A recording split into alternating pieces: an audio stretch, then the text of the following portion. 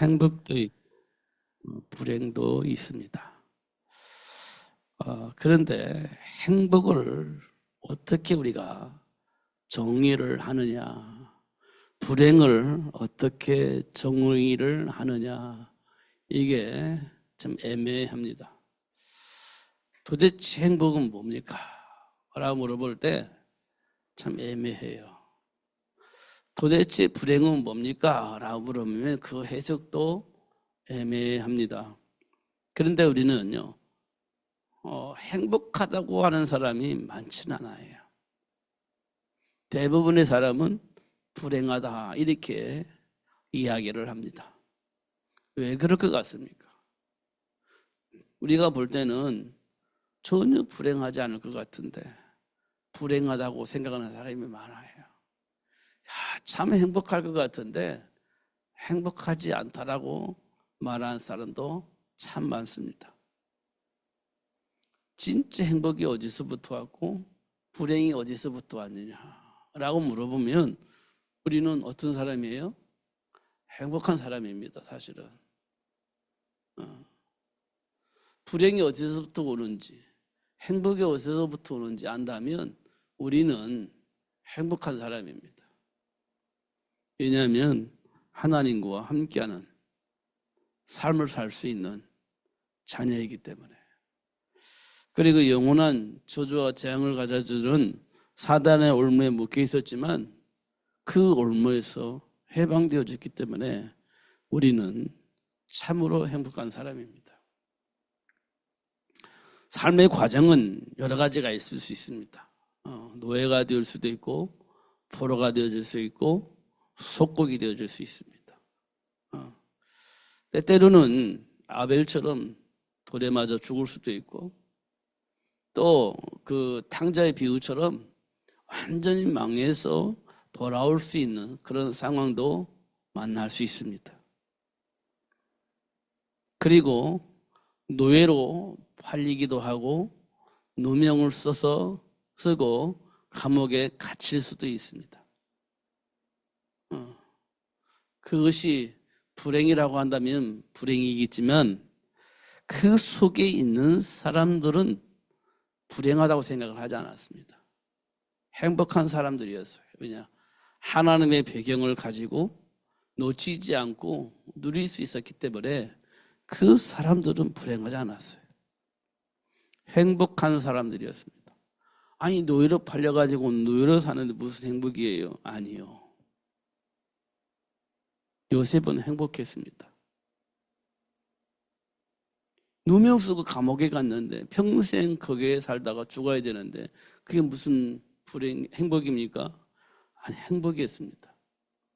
하나님과 함께하는 삶을 살 수 있었기 때문에 응답을 받았기 때문에 행복했습니다. 진짜 행복은 내가 누구인지를 알고 그 다음에 내게 주어진 복을 누리는 사람입니다. 노예로서도 충분히 알 수 있고 누릴 수 있습니다. 육신적으로는 노예이지만 내가 누군지를 알고 그 안에 준비된 복을 누린다면 그 사람 행복한 사람이에요. 지금 당장 내가 억울하게 누명을 썼지만 그리고 감옥에 갇혀져 있지만 그래도 내가 누구인지를 알면 행복한 사람입니다. 언약을 이루어 가시는 하나님의 역사 앞에 내가 있다는 존재를 안다면 행복한 사람이에요. 노예이기 때문에 불행하다, 누면서 감옥에 갔으니까 불행하다, 그건 육신적으로 볼 때 드러난 문제를 통해서 볼 때 그렇게 해석할 수 있지만 실제는 그게 아니었어요. 우리가 그 실제를 아는 것이 중요합니다. 사도행전 2장에 보면 이스라엘 백성들이 그 예수가 그리스도임을 비로소 알게 되었습니다. 진짜 알았습니다. 성령의 가르침을 통해서 예수가 그리스도임을 알았어요. 예수가 그리스도임을 알았다는 말은 하나님을 떠나 있는 상태를 알았다는 거고 하나님을 떠나 있는 모든 사람이 사단에게 장악되어 있다는 사실도 알게 되어진 겁니다. 그래서 어떻게 살아요? 수고하고 무거운 짐을 지고 바등바등 살게 되어진다는 사실을 아는 거예요. 거기서 해방되어지고 하나님과의 관계를 회복할 수 있는 길이 그리스도인데 예수가 그리스도임을 알게 되어졌단 말이에요. 그러면 우리는 이미 어디에서 해방된 거예요? 죄와 사망의 법에서 해방되어진 겁니다. 사단이 시키는 대로 할 수밖에 없는 마귀의 올무에 묶여 있는데 그 올무에서 우리가 해방되어졌다는 거예요. 예수를 통해서. 그거를 알게 되었습니다. 성령의 역사 속에서. 그래서 그들이요 참 행복했습니다. 해방되었음을 알고 나니까 얼마나 좋은지 몰라요. 진짜 좋았습니다. 그러니까 어떻게 해요? 자꾸 얘기를 하는 거죠. 부담스럽게 얘기는 하는 게 아니에요. 행복한 마음으로 얘기를 하는 겁니다. 사실로 얘기를 하는 겁니다. 내 감정이 해방되어졌음을 참 답을 가지고 있음을 알 수 있도록 그 사실들을 전달하는 겁니다. 그게 사도행전 2장에 그리스도를 알고 있는 이스라엘 백성들이 가지고 있었던 삶의 축복이었습니다. 억지로가 아닙니다. 그냥 좋아서 그 사실을 알리는 거예요. 알고 나니까 너무 행복해요. 그래서 사실을 알리는 겁니다. 그러니까 어떻게 해요? 하나님이 함께 역사하사 날마다 제자 수를 더하셨다. 이렇게 말씀을 하고 있습니다.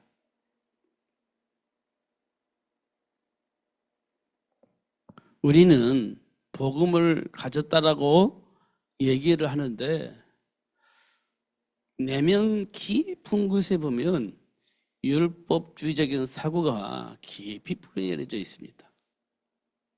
그래서 뭔가 모르게 걸림돌이 되어지기도 해요. 넘어지기도 하고 그렇습니다.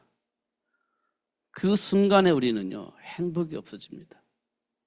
내가 잘못했구나 이런 생각을 하니까 행복이 없어져요.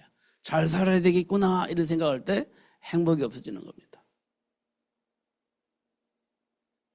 중요한 것은 내가 누구이냐 이거 아는 겁니다. 그러면 돼요. 진짜 됩니다.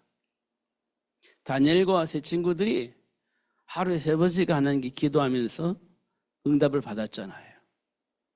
그 응답을 누구에게 영향을 줬냐? 바벨론 왕에게, 느부갓네살 왕에게, 다리오 왕에게 영향을 주었어요.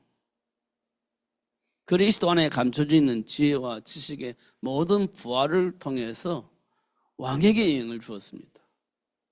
그러니까 왕이요 너무 좋았습니다. 행복했어요. 왜냐하면 다니엘과 세 친구를 통해서 나를 행복하게 만들었어요.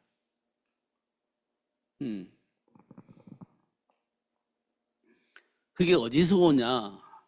그리스도 안에 감춰져 있는 지혜와 지식을 통해서 포로로 잡혀갔지만 그 나라의 왕에게 영향을 입혔단 말이에요. 우리가 그런 신분이에요. 그런 신분입니다. 그런데 그러면 반드시 누가 오죠? 공격하는 자가 와요. 잘 되는 꼴을 못 보는 사람들 있지 않습니까? 잘 되는 꼴을 못 봐요. 배가 아파가지고. 그래서 어떻든 공격을 해서 무너뜨려야 돼. 고통 당하는 모습을 보면 막 희열을 느끼는 사람이 있지 않습니까? 그런 사람이 꼭 있습니다. 그래서 다니엘과 세 친구들을 모함해가지고 죽이기로 작정을 합니다. 그런데 그 방법이 뭐냐면 느부갓네살 왕을 신으로 만들어버리는 겁니다. 살아있는 신으로. 왕이 기분이 좋아졌습니다. 자기를 신으로 섬긴다고 하니까 얼마나 기분 좋습니까? 신상을 만들어 놓고 절을 하게 한다고 하니까 얼마나 기분 좋습니까? 안 하는 사람은 죽입시다. 사자굴 쓰고 집어넣읍시다. 풀무불으로 집어넣읍시다. 이렇게 했습니다. 그러니 모든 사람이 자기를 신으로 섬기고 인사를 할 수밖에, 절을 할 수밖에 없는 상황이 만들어진 겁니다. 안 하고 싶어도 자기가 신으로 대접을 받는다니까 너무 좋은 겁니다. 모든 국민이 다 그렇게 되어질 거 생각하니까 너무 기분이 좋았습니다. 그 법에 도장을 꽝 찍은 겁니다. 이제 법은 안 바뀌는 거예요. 법은 안 바뀝니다. 그런데 예상치 않게 상상도 안 했는데 생각지도 않았는데 그 올무에 누가 걸렸냐? 다니엘과 세 친구가 걸려들은 겁니다. 이 작정을 하고 만든 거기 때문에 걸릴 수밖에 없지. 다니엘과 세 친구들은 걸린 게 아니고 알면서도 불구하고 하나님을 떠날 수가 없어서 그런 선택을 하게 되어진 겁니다. 지금 이 부분은 제가 왜 자꾸 얘기를 하냐면 우리 삶의 현장 속에, 우리 감정 속에 매우 중요하게 작동되어지고 있기 때문에 말씀을 드리는 겁니다. 진짜 중요한 거거든요. 하나님과 소통이 얼마만큼 중요하냐. 그냥 우리가 알고 있는 상식이 아니고 지식이 아니라 진짜 인격적인 만남이 되어져야 되는 거예요. 그래야 우리가 하나님 편에 서서 다른 짓을 안 해요. 다니엘과 세 친구들이 그랬단 말이에요. 그런데 바벨론 왕이요 깜짝 놀랐습니다. 다니엘과 세 친구들이 걸려들었다는 걸 알았어요. 큰일 났구나 이런 생각을 했습니다. 그래서 그들을 용서해 줄 수 있는 방법을 찾았어요. 그게 뭐냐면 네가 그동안에 하나님께 예배하고 기도하고 우상을 절하지 않은 거 한번 봐줄게. 한 번만 해라 그랬습니다. 그럼 내가 용서해 줄게, 봐줄게, 살려줄게 이렇게 얘기를 한 겁니다. 사실은 다니엘과 세 친구들은 그게 중요하지 않아요. 더 중요한, 왜 다니엘과 세 친구가 중요하냐면 바벨론 왕이요 그들이 도움을 받아서 통치를 잘 하고 있기 때문에 사실 왕은 다니엘과 세 친구 더 필요한 겁니다. 왕이 더 필요한 거예요. 진짜 필요한 것은 왕이 필요한 거예요. 왕에게 누가 필요하냐면 다니엘과 세 친구가 필요한 거예요. 근데 그 친구들이 죽게 생긴 겁니다. 왕이 살려주고 싶어요. 근데 말을 안 듣네. 화가 난 겁니다. 우리 수준이 그 정도는 되어야 돼요. 어느 현장 가든지 내가 꼭 필요한 사람이 되어야 됩니다. 실력으로도 인격으로도 이 사람 없으면 안 되는데 이 정도로 우리가 수준이 되어야 됩니다. 우리 수준이. 그러려면 어떻게 돼요? 예수를 알면 수준이 그렇게 그레이드가 돼요. 예수를 알면. 그래야 증인이 되는 거 아니겠습니까? 근데 지금도 우리는요, 우리 수준이 참 그랬습니다. 우리 수준이.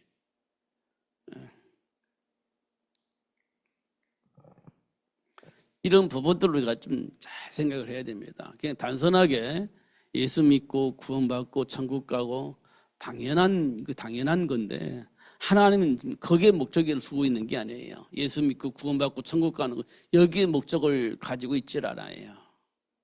어디에 목적을 두고 있느냐? 이 복음을 이 땅의 모든 사람이 알기를 원해요. 듣기를 원해요. 근데 우리는요, 예수 믿고 구원받고 천국 가고 이거잖아요.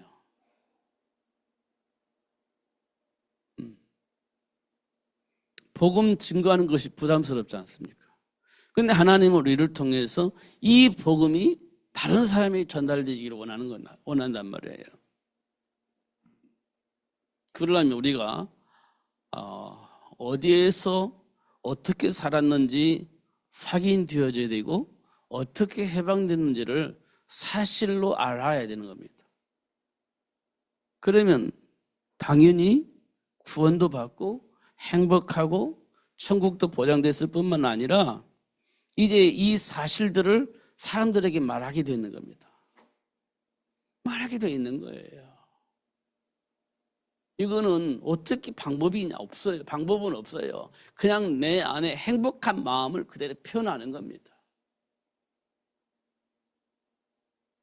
내가 알고 있는 것이 내 생각 속에 행복이어야 됩니다. 그리스도를 알면 행복해져야 돼. 그 행복한 그리스도 안에 있는 축복을 다른 사람한테 말할 수밖에 없을 만큼 행복해져야 돼.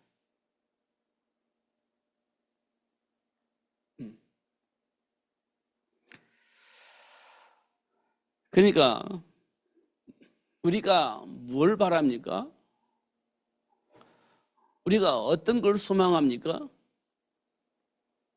그것이 어디서부터 온 거예요? 라고 자꾸 우리 질문을 해야 돼요.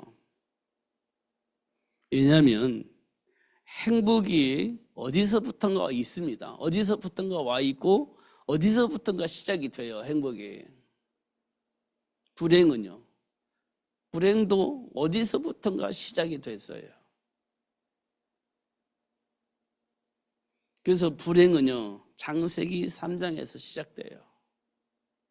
인간의 불행은 창세기 3장에서. 그 불행의 시작은요. 하나님의 말씀을 불신앙하고 내가 가지고 있는 욕망을 채우기 위해서 다른 삶을 선택을 하는 거예요. 그게 불행의 시작입니다. 하나님과 함께하는 삶보다는 내가 원하는 것을 선택할 때부터 불행이 시작되어지는 거예요. 그게 성경에 나와 있습니다. 지금도 우리는요, 하나님이 원하신 것이 뭔지는 몰라. 그냥 내가 원하는 것이 중심이 되어 있어서 그걸 선택을 합니다. 그때부터 우리에게는요, 불행이 시작되는 거예요. 하나님과 함께하는 이 삶의 축복을 우리가 충분히 이해를 해야 된다. 이 부분이. 내 마음에 안 들지만 그래도 그 현장 속에서 하나님의 배경을 가지고 누릴 수 있다고 한다면 그 사람은 행복한 사람이에요. 내 마음에 들게 사는 사람은 없어요, 이 땅에. 때때로는 나도 내 마음에 안 들 때가 있잖아요. 내 자신도 내가 가지고 있는 생각 속에 마음에 안 들어. 나도 내가 마음에 안 드는데 내 마음에 드는 사람이 이 세상에 어디 있겠습니까? 없지. 근데 우리는 나도 모르게 무의식 속에 내 마음에 드는 삶을 살아줬으면 좋겠어. 모든 사람이. 이게 우리들의 마음속에 있는 겁니다. 근데 그런 사람 없잖아요. 그러면서 충돌이 생기는 거예요. 그 충돌이 이럴 때마다 나는 불행한 사람이야. 이렇게 생각을 하는 겁니다. 잘못된 만남. 이런 얘기 우리 하잖아요, 가끔가다. 왜? 내 마음에 안 들으니까.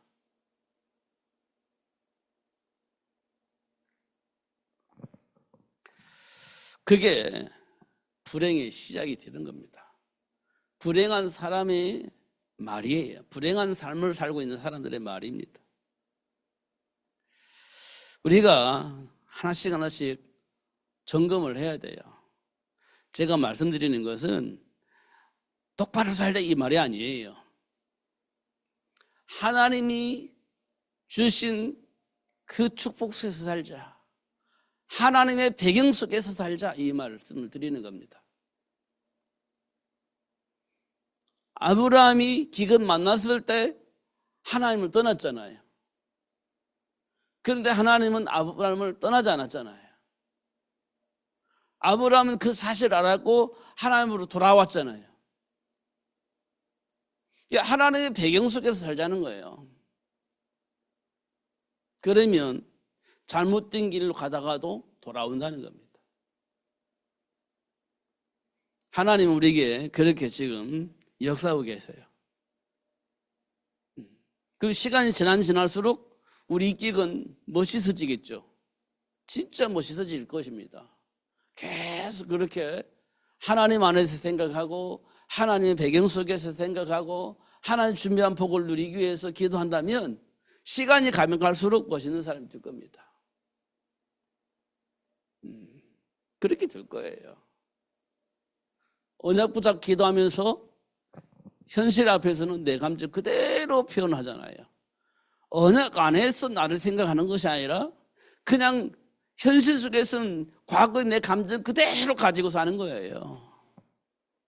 언약 붙잡고 기도하는데 그 언약이 내 삶 속에 생각 속에 아무런 영향을 못 주고 있다는 겁니다. 그게 변화가 안 일어나요. 변화가 없습니다. 언약 붙잡고 기도했다는 말은 현실이어야 돼요. 사실이어야 됩니다. 아, 이게 잘못됐구나.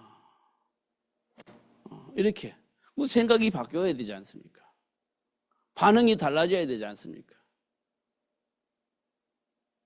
근데 말씀 듣고 깨닫기는 했어. 그래서 언약 붙잡고 기도합니다. 그 현실에 문제 생기면 그냥 과거의 본능이 나와버리는 겁니다. 감정이 그대로 나와버리는 거지.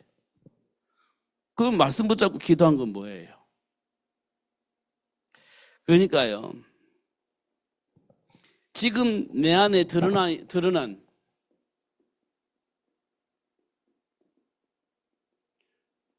이게 드러나는 겁니다.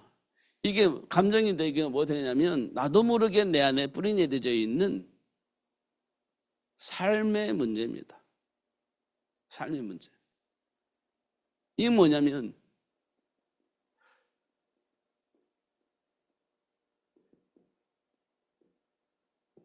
해석을 어떻게 하느냐는 거예요. 문제를 보면서 해석을 어떻게 하는 겁니다. 그래서 이게 굉장히 중요합니다. 지금 삶 속에서 드러났어요, 문제가. 근데 내 안에 있는 감정은 드러나겠죠. 문제 있으니까. 근데 이 감정은 이 문제를 어떻게 해석을 하냐에 따라서 감정이 나와요. 어떻게 해석하냐에 따라서. 근데 대부분은 우리 안에 뭐가 걸리냐면 상처가 있어요. 이 상처를 가지고 해석을 해요. 그러니까 이 상처가 감정으로 드러나는 거예요. 상처가 드러나는 겁니다. 이 문제는 답이 없어요. 사실 이 문제는 답이 없습니다. 이렇게 해석하는 문제는 답이 없어요. 평생 이렇게 살아야 됩니다. 평생 이렇게 살아야 돼. 이걸 보고 사람들은 체질이라고 말하기도 하고 운명이라고 말하고 그렇습니다. 팔자라고 얘기하기도 그렇습니다. 이게 안 바뀌어요. 평생 이렇게 살아야 되는 겁니다. 답이 없어요. 지금 우리 수준이 이렇습니다. 지금 이 문제를 해결하려고 종교를 찾아가는 거죠. 이 문제를 해결하려고. 이 종교를 찾으면 답이 나오나? 없어요. 여기에는 기독교도 있고, 이 종교에서는 기독교도 있고, 불교도 있고, 천주교도 있고, 그 다음에 뭐가 있겠습니까? 그렇죠. 점술도 있고, 점점이 잦아가는 거죠.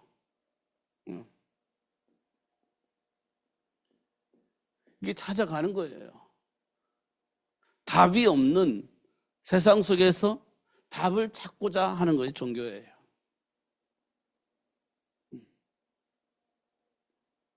지금 이 속에 우리가 다 빠져 있단 말이에요. 그러니까 기독교라는 단체에서는 뭐를 말하고 있냐? 하나님을 떠난 문제, 이게 얘기하고 있는 겁니다. 하나님을 떠난 문제.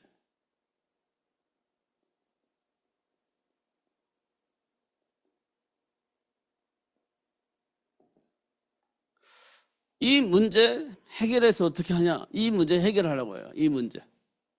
하나님을 떠난 문제 해결하는 겁니다. 그래서 예수를 영접하죠.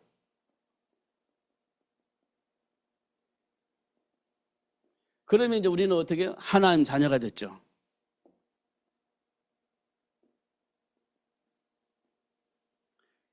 여기까지는 우리가 다 해요.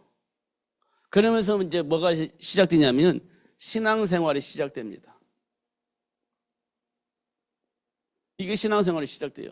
이게 기독교라는 단체에서 하는 얘기입니다. 이게 신앙생활이 시작되집니다. 그리고 신앙생활의 목적이 뭐 있냐? 신앙생활의 목적이 행복한 삶입니다. 행복한 삶이에요. 행복한 삶 뭐가 필요합니까? 성공이죠. 이렇게 살고 있습니다. 여기까지는 참 좋은데 이걸 통해서 우리가 원하는 건 행복한 삶이에요. 성공하는 삶을 사는 거예요. 여기가 문제예요. 여기가.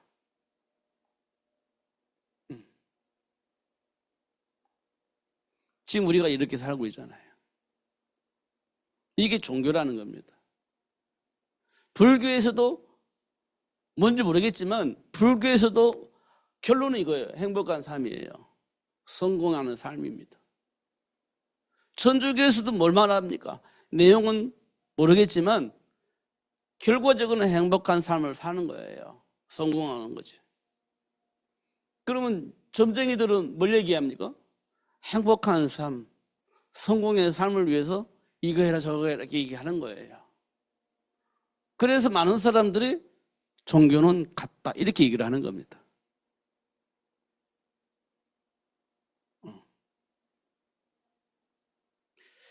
그러면 하나님께서는 우리에게 뭘 말씀하시냐?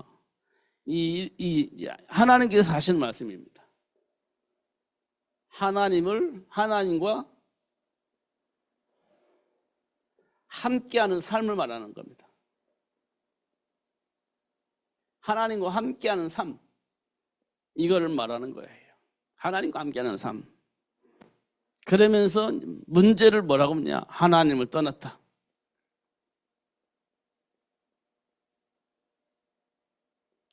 이걸 얘기해. 하나님을 떠난 문제. 그래서 어떻게 해요? 예수님을 보내주셨다. 영접하는 겁니다. 그래서 어떻게 해요? 하나님과 함께 하는 거죠. 영접한다는 건 하나님과 함께 하는 거예요. 그리고 어떻게 한다며요? 하나님과 함께 삶을 누리는 거죠. 누리는 겁니다. 그런데 하나님께서 우리를 어떻게 이끌어 가시냐? 이끌어 가시지 않습니까? 그걸 보고 우리는 목적이라고 하죠. 목적. 하나님이 우리를 이끌어 가시는 목적이 있습니다. 방향이 있습니다. 이걸 우리는 세계 복음화라고 얘기를 하는 거예요. 이걸 세계 복음화라고 얘기를 하는 거예요. 이걸 뭐라고 예수님께서는 뭐라고 했냐? 전도 이렇게 얘기를 했습니다. 전도. 근데 전도는 우리가 말하는 거잖아요. 근데 성경에 보니까 뭐라고 되어 있냐? 빛, 소금 이렇게 말씀을 하고 있어요. 너는 세상의 빛이다. 너는 세상의 소금이다. 그 맛을 잃으면 무엇으로 짜게 할 것이냐? 빛을 높은 곳에 올려서 모든 사람들이 다 볼 수 있도록 해야지 이렇게 감춰놓으면 되겠냐? 이렇게 된 겁니다. 전도는 하는 것이 아니라 하나님과 함께한 삶을 누리면서 사람들이 우리를 보고 하나님께로 오도록 만들어가는 겁니다. 이게 하나님이 하시는 거예요. 우리가 원하는 행복한 삶과 성공을 위해서 하나님이 우리와 함께 계시는 것이 아니라 하나님이 원하신 그 일을 위해서 하나님이 우리와 함께 계시는 거예요. 지금 우리는요, 우리가 중심이 되어 있어요. 우리가 행복하게 사는 것이 목적이 되어 있습니다. 성공의 삶을 살아가는데 목적이 있습니다. 우리는 이 땅이 그 누구도. 그런데 하나님이 원하는 것은 하나님과 함께 하나님이 원하시는 일을 하는 거예요. 하나님이 원하시는 그 일이 이루어지는 삶을 살아가는 거예요. 여러분, 어떤 것이 더 좋을 것 같아요? 여러분들이 원하는 행복한 삶, 성공의 삶, 이렇게 되었으면 참 좋겠잖아요. 하나님과 함께하는 삶, 하나님 원하신 그 일을 이루는 삶, 이건 좀 부담스럽잖아요. 그만큼 지금 우리는 잘못된 왜곡된 삶을 살고 있었다는 거예요. 그러니까 우리에게 우리가 원하는 좋은 열매가 나오면 막 기쁘고, 우리가 원하는 대로 안 되어지면 슬프고, 이렇게 되어지는 겁니다. 이런 부분들을 우리가 좀 확인해야 돼요. 이런 것들이 삶의 문제를 통해서 감정으로 드러나더라, 이렇게 우리가 확인할 수 있죠. 근데 그 배경에 뭐가 있냐? 나도 모르게 이쪽에서 터지고 저쪽에서 터지고 막 터지다 보니까 상처가 생기잖아요. 그 상처가 결국 문제를 해석하는데 굉장히 영향을 입히더라. 상처가 삶의 현장에서 만난 문제를 해석하는데 굉장히 잘못된 해석을 하더라. 그게 이제 감정으로 나타나더라. 이렇게 이제 우리가 표현할 수가 있습니다. 성경에 기록한 내용들이 다 그런 내용이에요. 이럴 때 이런 해석, 저럴 때 저렇게 해석 막 하면서 어떻게 적응하는지 이런 내용들이 다 기록되어 있고요.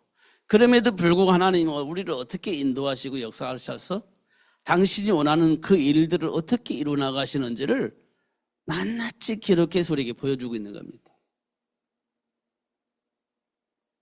지금 우리 상태를 한번 점검해 보는 것이 굉장히 중요하다. 그래서 제가요, 쭉 읽지 않고 1절하고 2절만 읽은 이유가, 믿음은 우리가 뭘 믿느냐는 거예요. 믿음은 바라는 것들 실상이요 보이지 않는 것들이 증거다. 선진들이 이로써 증거를 얻었다. 믿음은 하나님이 주신 말씀입니다. 하나님이 뭘 원하셔서 이런 말씀을 주셨는지를 알게 되어진 거예요.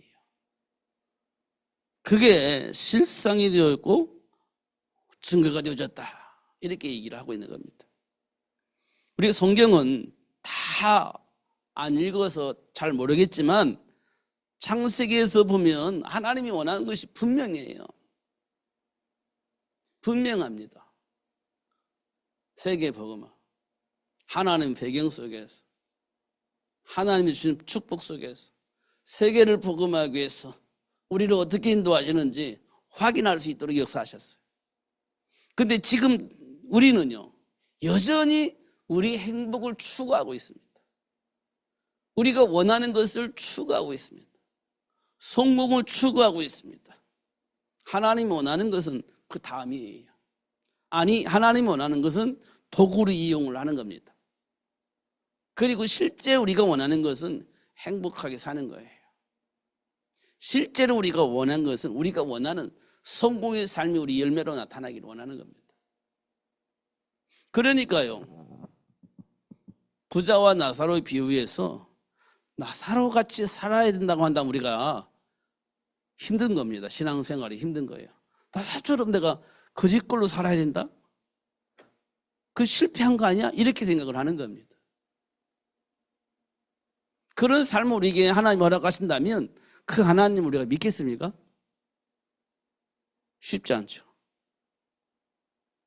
우리 생각이 지금 뭔가 모르게 왜곡되어져 있다. 하나님 앞에서.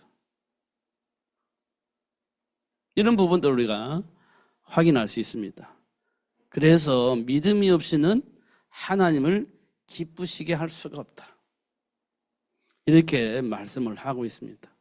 그리고 하나님께 나아간 자는 반드시 그가 계신 것과 또한 그가 자기를 찾는 자들에게 상 주시는 이심을 믿어야 할지니라. 이렇게 되어 있습니다. 우리 생각을 하나님 편에서 생각하는 그런 생각이 되어야 된다는 거예요. 그렇게 되어지도록 하나님 우리를 인도하시고 역사하실 것이다. 이걸 우리는 다른 말로 말하면 훈련이라고 얘기를 합니다. 하나님 우리를 그렇게 훈련하세요. 이스라엘 백성들을 가나안 정복을 하도록 하기 위해서 40년 광야 생활을 했잖아요. 그게 훈련입니다. 훈련. 정복할 수 있는 복을 발견하고 누릴 수 있도록 하기 위해서 하는 훈련이었습니다. 그게 40년 동안 되어진 거예요. 지금 우리는요, 세계를 복음화할 수 있는 제자로 하나님 우리를 부르셨어요. 우리는 생각이, 삶이 세계 복음화의 방향에 맞춰서 해석을 하고 선택을 하는 삶이 되어야 된다는 거예요.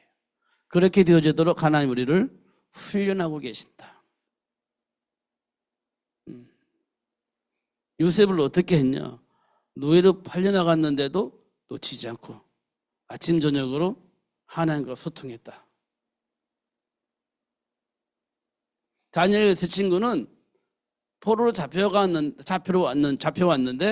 하나님과 소통을 아침, 점심, 저녁 3번 빼놓지 않고 했다. 그렇게 얘기를 하고 있습니다. 증거를 얻었느니라. 그래서 믿음의 조상들이 이로써 증거를 얻었느니라. 이렇게 말하고 있어요. 그러면서 우리에게 세계 복음화의 비밀을 발견하고 누릴 수 있도록 역사하고 계시는 것을 우리에게 말씀을 하고 있는 겁니다. 우리가 언제 흔들립니까? 우리가 언제 흔들립니까? 내 마음대로 안 들릴 때, 내 감정대로 안 들릴 때 흔들리지 않습니까? 분명히 언약 붙잡고 기도하는데 내 마음대로, 내 감정대로, 기도대로 안 될 때 흔들리지 않습니까? 열매가 다르게 나올 때 흔들리지 않습니까? 그런 상황 속에서 흔들리지 않으려면 하나님이 주신 말씀에 대한, 하나님의 약속에 대한 확신이 있어야 됩니다. 확신이 있어야 흔들리지 않아요. 하나님의 약속에 대한 확신이 있어야 흔들리지 않습니다. 그렇지 않으면 흔들려요. 내 마음대로, 내 생각대로, 내가 기도한 대로 안 되어지면 흔들리는 겁니다. 그러면 누구처럼 되냐면 요셉의 마누라처럼 막말할 수 있어요. 잘 견디다가 진짜 보기 힘들으니까 그냥 하나님 육아가 죽자 이렇게 막말을 하게 되어지는 겁니다. 한계가 오면 그래요. 우리는 이 인간의 모습입니다. 그런 모습을 본 욥은 그걸 넘어선 겁니다. 하나님을 인정했기 때문에, 하나님을 알기 때문에. 이런 모습도 우리가 하나씩 확인해 나가면 참 좋겠다 생각이 되집니다. 기도하겠습니다. 살아계신 하나님 아버지 감사합니다. 오늘도 추구의 복을 주시고 알게 해주셔서 감사합니다. 생각이 바뀔 수 있을 만큼 성령으로 역사하여 주옵소서. 은혜를 베풀어 주옵소서. 네피lim 문화 속에서 모든 사람이 자기 할 바를 하고 성공도 하고 자녀들을 훌륭하게 키우고 있는 그 삶의 문화 속에 노아를 불러서 방주 만들라고 했을 때 노아가 아멘하고 방주를 만들었습니다. 이유를 알았습니다. 배경도 알았습니다. 하나님 우리에게도 동일하게 복을 주셔서 이유도 알고 배경도 알고 노아가 방주 만들었듯이 세계를 복음할 수 있는, 현장을 복음할 수 있는 제자를 세우고 시스템을 만들어내는 일에 올인할 수 있도록 축복하여 주옵소서. 예수님 이름으로 기도하옵나이다. 아멘.